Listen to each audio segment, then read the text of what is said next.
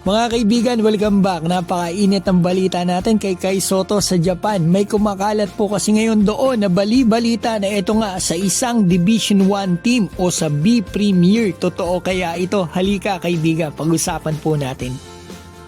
Una sa lahat mga kaibigan, wala nang laro si Kai sa ngayon dito sa Japan Billy kasi hindi po nakapasok yung team niya dito sa playoffs. And kahit po galing siya sa injury at 1 year din na hindi nakalaro, ay dito po sa 28 games na nailaro niya mga kaibigan, identical o pareho pa din ang stats niya nung nakaraang season na naglaro siya.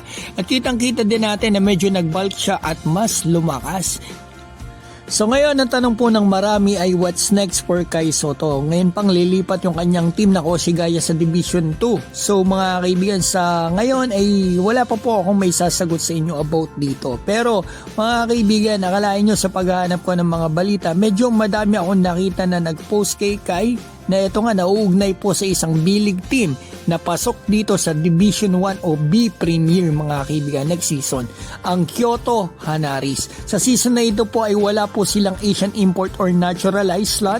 Isang slot lang po kasi yan yung naturalized at Asian import. Dati po kasi meron silang Matthew Wright na palitan ni Malonzo pero 5 games lang ay nirelease na. So ito po mga kaibigan yung post ng mga Japanese kung saan nakita ko ang rumors na ito. So ito po yung una, translate po natin sa English. Nakasulat dito, given the rumor so far, Ibaraki, Ray Parks. At ito may nakasulat dito, Kyoto Hanaris yan mga kaibigan, Kishimoto and Kai Sotto.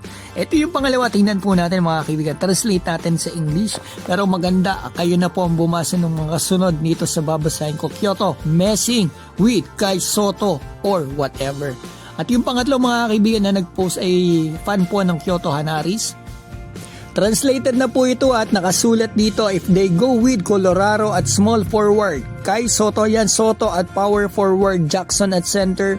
Mga kaibigan, tandaan po natin yung mga kasama ni Kai na pangalan na yan ay player po ng Kyoto Hanaris. Parang yan ang nakikita niya na lineup mga kaibigan. At may nirepost pa siya na isang post ng isa pang Kyoto fans. Ito basahin nyo po, Philippine Monster and Tower. Matik yan mga kaibigan, si Kai Sotto yan. Tinutukoy niya. So madaming Japanese, yung dalawa solid pa ng Kyoto at yan daw ang rumors sa Japan. Hindi malabo na gustong kunin si Kai ng team na ito kasi wala silang Asian import.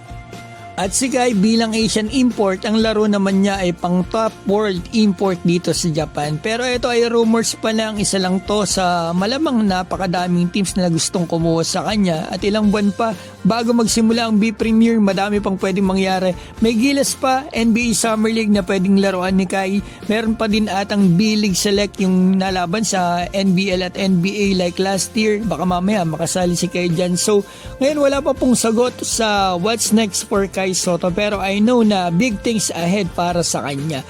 So yan mga kaibigan ng balita natin, at least nag-idea tayo dun sa mga bali-balita o rumors doon sa Japan. Mag-comment na po kayo dyan sa baba at babatiin ko lamang po si Edith Doromal, Robert Gercayo, Arthur Pablico, Kailong Sabihan Jr., Mags Magday, Dodong Joseph, Aguerco Salvador, Junicio Rupo, Resty Eduarte, PJ Manso, Tarokmet TV, Rigisek, Super Ninja, THT, Edward, Kamikasi, Chris Benaobra, Rex Moreno, Dens Golsino, Nala Esclamado, Roderick Pagaduan, Vergara Romel at Ronil Medalla. Mga kaibigan, maraming salamat po.